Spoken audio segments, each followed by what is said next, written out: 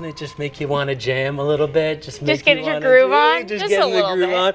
Get the blood pumping. Welcome in to Friday Night Fever alongside Sammy Roebuck. I'm Matt St. Jean, and we did stay dry a little bit out there. Yeah, it wasn't too bad. I mean, everyone was nervous. We had a bunch of games moved to yesterday. One moved to tomorrow, but we got some football in tonight. I was expecting to use my rain jacket, but I didn't. And you dodged the referees tonight. I did, or they dodged me. I don't know which way it went. I think referees are on high alert. Like they can't know who I am now. They do. All right, let's get into our game of the week. Kossuth and The Ripley. Friday Night Fever Game of the Week is sponsored by Game Day Haircuts. Ripley head coach Perry Lyles said that tonight's game would be their toughest test yet. And let me tell you, the Tigers were up for the challenge early on. Kossuth on offense, Jack Johnson on third down, back to pass for Kossuth, and he is met in the backfield by Landon Smith and Charlie Christmas. I know those dudes like a little sack lunch. Ripley with the ball now, Ty Long play action. Ooh, he got me, and he's going up top. He's going for it all, and he got it all. Perfect pass to Michael Turner to put the Tigers on the board, 7-0 in the first quarter.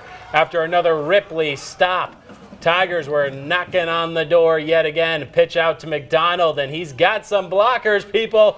He's got some. Look at the splash. Look at the splish splash having a bath over there. He got inside the 5-yard line. Then Long handed it off to the big man, Demarius Williams, who plowed into a mass of bodies but somehow found the end zone. Tigers up 14-0 quickly in the first. The scoring slowed down, but the defense for the Tigers stayed stingy. Ripley improved to 3-0 with a 21-0 win. They've now outscored their opponents 133-6. in 3 games. And for that, I say, sheesh. Sheesh. Corinth Warriors hosted the Golden Wave tonight. Let's head over to Corinth. Fun fact, last year Tupelo won this game 56-0. Here we go, Golden Wave with the ball, hands off to, oh, no he doesn't, because it is recovered by Corinth for a fumble. Davion Jones recovered that ball. Tupelo with the ball again. Looks to snap, bad snap there, passes, oh, recovered, look at this, juke 1, juke 2, KD Gibson breaking ankles and finally pushed out of bounds. But right there, that was some impressive footwork, let me tell you. I agree. Harrells takes the snap again, look at it, pass, oh my gosh, laid out, is it fumbled again, they look to pick it up and it's recovered by the Warriors. Yet again, their defense was great tonight. Let's see how it ended up for them. Not well, because Tupelo won 42-10. Standard Tupelo fashion. Started slow, didn't give us any highlights, and then they won 42. 0-0 when I left. Come on, Coach Harden. Give us some fast starts, man. Give us some fast starts. All right, let's head over to Baldwin. The Bearcats coming off a Skunk Bowl victory last week. Tisch coming off a big win over rival Belmont. And it was all Baldwin early in this game. Jamari Marshall tossed to Braylon Pippin, and Pippin got the edge and bowled his way for about a 10-yard gain. Nice form tackle at the end, though. Got to give credit where credit is due. A couple of plays later, Marshall dropped back to pass. He's doing his best Lamar Jackson impression and goes down the field, and a great diving catch by Haston Nelson inside the 10-yard line. Few plays later, it's Pippin again, this time right up the middle, and who needs MJ when you got Pippin? This time into the end zone for a touchdown. Bearcats went up 6-0. Tishomingo trying to get something going. Chandler Williams outside to Carter Austin. And Austin, he's a big boy, and he got some big boy yardage right there. About 16 yards. That's good for a Brave first down. However, drive would stall. Next Baldwin drive, Draylon Watson took the handoff on the scissor play. Great blocking. He's got some running room. Scampered all the way to the 20-yard line. That set up a touchdown. Bearcats win big, 54-12. They've got a big showdown with East Webster next week. And we're heading over to Myrtle. Myrtle Hawks face the Thrasher Rebels tonight. Rainy night in Myrtle, just about everywhere else. Let's get into those highlights. Look at that coming down. Yeah, that's not great. No. Just leave it up there. Thrasher QB Dawson looking to pass. Dawson Weatherby finding some room, keeps it for a good 7-yard gain. Oh, yeah, low show. Little QB sneak right there. Hard game. Weatherby hands it off to JoJo Ostrander. Fumbles the ball. And it's covered by Ethan Hogan. He saves him that time.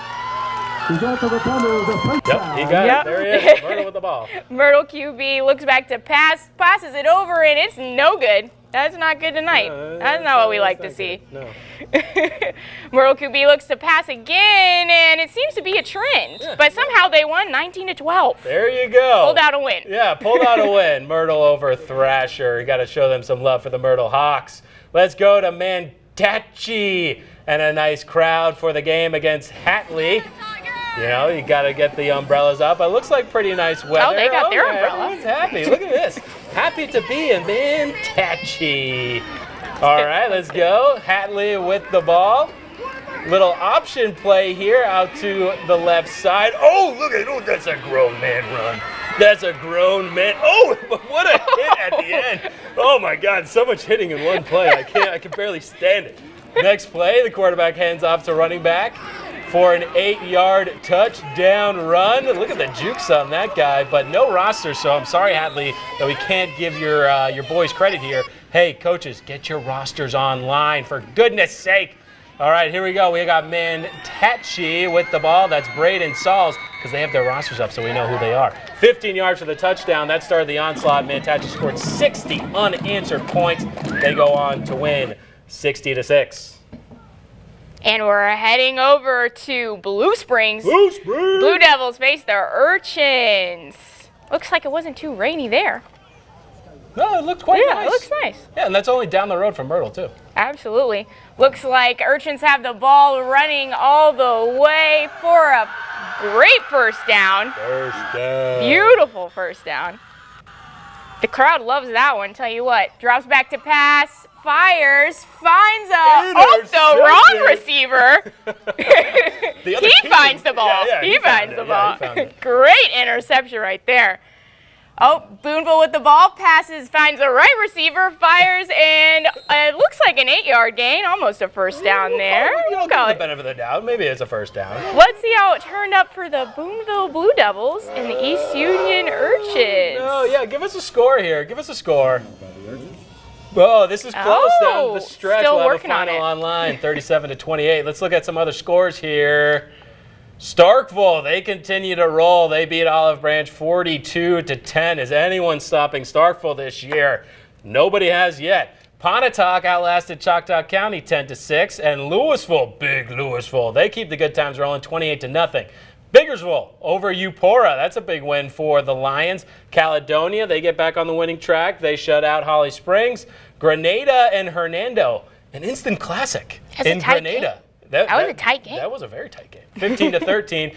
East Webster beat Vardaman last night. That was also a great game. Shannon and Houston, I mentioned up top, one game shifted to tomorrow. So those guys, they want to play with the college guys. Football. That's what I was going to say. Giving me something to do tomorrow. You'll be at Ole Miss. I'll be in Shannon. Good times. West Point, they got their first win of the season over Noxubee County, 34-16. And Sammy. So, whew. A lot of great action up there. Oh, I like some juice. There were some pops. There was some good juice. There's some great juice. Some people need some ankle braces out there, I tell you what. Speaking of so many ankle braces, so much juice, so many hard hits. But speaking of juice, you know who always brings the juice? The cheer each squads. and every game? Cheer squad. Yeah, they do. Ripley, take it away. Let's go, Big Flag! We are the Tigers! Let's go, Big Flag! We are the Tigers! The Friday Night Fever Cheer Squad of the Week is sponsored by Magnolia Soap and Bath Company. So I've been hearing these rumors that down in Monroe County, there's a exceptional running back for the Hamilton Lions. So I just had to go down there, or I didn't go down there, but I sent our man Ethan Foster down there, and that's his hometown for a little regional rivalry matchup. Ethan Foster, what went on down in Hamilton besides rain? Of course, besides rain. Matt, you're getting me hyped up all over again. I've been hyping up this game, this Hamilton Lions team. Listen, a big regional rivalry here in Monroe County tonight. In Hamilton, H-Town, as I like to call it. The Hamilton Lions and the Smithville Seminoles. Now listen, Hamilton has been on an absolute tear in their first two games this season, scoring over and at least 40 points in both showings. And Smithville, they came into this game 0-2. So a big matchup here, and it's a regional rivalry in Monroe County, as I said. Now, in the second quarter, Hamilton up 21-13. Kaiser Werner took the snap, found the end zone after a 10-yard run. You heard Matt mention that running back. That's him right there. Hamilton went up 28-13, but here's the catch. That was his third touchdown of the first half, and he was not done. Under 4 in the first half, Werner took the rock back to the end zone again for an 11-yard score and another touchdown on the night. That made 4 for Werner in the first half and put Hamilton up 35-13 to go into halftime. But hey, he's not just an end zone guy. He's a get you all the way down to the end zone guy. How about a trip to the red zone to open up the third quarter right there? And if you've been paying attention, I think you know what comes next. Third quarter, 35-13. Do I even need to say it at this point? The Kaiser blade keeps on cutting, baby. Werner found the end zone for the 5th time, and that was just the start of the third quarter. The score there bumping up to 42-13, and that was when I had to stop watching. I had to pull myself away. I didn't want to stop. The rain couldn't stop the Hamilton Lions from sliding and getting into the end zone. By the end of it all, the Lions won it all 49-13. Mr. Kaiser Werner, have yourself a weekend, young man. You truly earned it. Another 40-plus score week for the Hamilton Lions. They move up to 3-0. That's their first time to move up to 3-0 since 2005. And their first time since 2011 to beat Hatley and Smithville in the same season. Wade Tackett, head coach. Who knows what he's going to do this year. Very exciting things back here in Hamilton. The Hamilton Lions will be back at home next week to take on Okolona, and Smithville will also be back at home to take on Alcorn Central. Now, I told you earlier today on WTVA 9 News at 6, Hamilton Lions, my old alma maters, Craig Ford's alma mater, the Smithville Seminoles. Craig, good game tonight. We'll see how it goes down next year. Matt, Sammy, reporting live for Friday Night Fever here in Hamilton. I'm Ethan Foster. Back to you guys. Man, took a dig at Craig Ford, too. Unbelievable. Thanks, Ethan. All right, let's go to Columbus. Heritage Academy hosting Washington School. The rain couldn't stop the Heritage Academy Patriots and the Generals from hitting the field tonight. Heritage Academy, they're opening up district play, and they opened it up in a big way. There you go. Sam Hannon for a touchdown right there. 6-0 in favor of the Patriots, and they were just getting started. After the touchdown, Heritage Academy went ahead for the 2-point conversion. Former Upora guy, Jay Stevenson, went up there, so that's 8-0. And the rain started coming down real hard, so Ethan, he went into the press box, but hey, he still got it.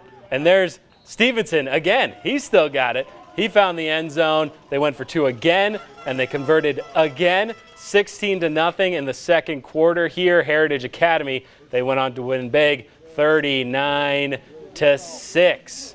And of course, Sammy and I talked about bringing the juice. There's 2 parts of that in the football game outside of the football field, the cheer team and the band. And Ripley, they're 3-time winners tonight. They won the football game, they won cheer team, and they won band. Take it away.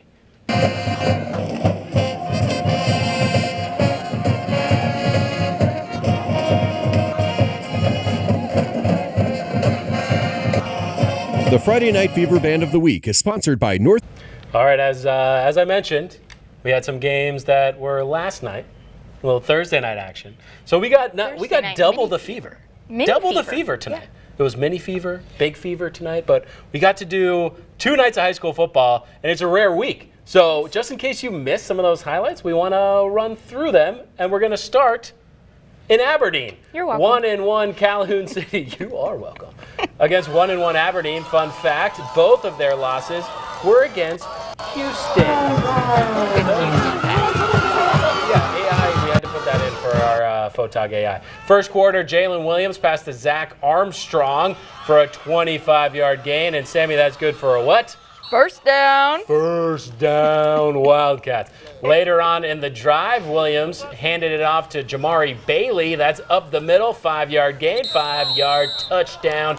And they got the 2-point conversion, 8-0 Calhoun City. Aberdeen with the ball now and threatening. Jermaine Strong dropped back and hit ML Fort for a 10-yard touchdown. The 2-point conversion for Deantown was good as well. There's a tie ball game. But big play for Calhoun City here. Williams went deep to Cameron Crutchfield. Oh, look at the concentration all the way in, 65 yards. However, Aberdeen won in OT, 30-28. What a game. But now we're going to head over to the Amory Panthers, looking to get back to 500, above 500. Yeah, above. They visited the Mooreville Troopers, and it was all Panthers. Jatarian Ware handed it off to Emmanuel Randall, and look at the little guy go fast, fast, fast down the sidelines. It was a great game. Vive la French. Oh, yeah, Charleston French. Ah, look Vive at him la go. French. Vive la French. Touchdown. And Let's yeah, see Amory how won it went this one for big, him. yeah. Oh, big. Men against boys, 63 to nada. All right, let's go through the scores real quick. Itawamba, 45-3. They won. West Lowndes, they beat TCPS. And Water Valley beat Bruce. And just a reminder, the Wendy's Giant of the Week is back. Voting will open tomorrow morning on Twitter. 4 players enter. 1 shall win. All right, Sammy, so big night. Big 2 nights of Friday Night Fever. Yeah. Some great games out there. We got some great games tomorrow. So we want to check in with Matt Laban about the weather and we'll also preview State and Ole Miss. That's coming up right after this. Got some great college football on deck tomorrow. We'll start with Mississippi State. They're going to Arizona in Tucson.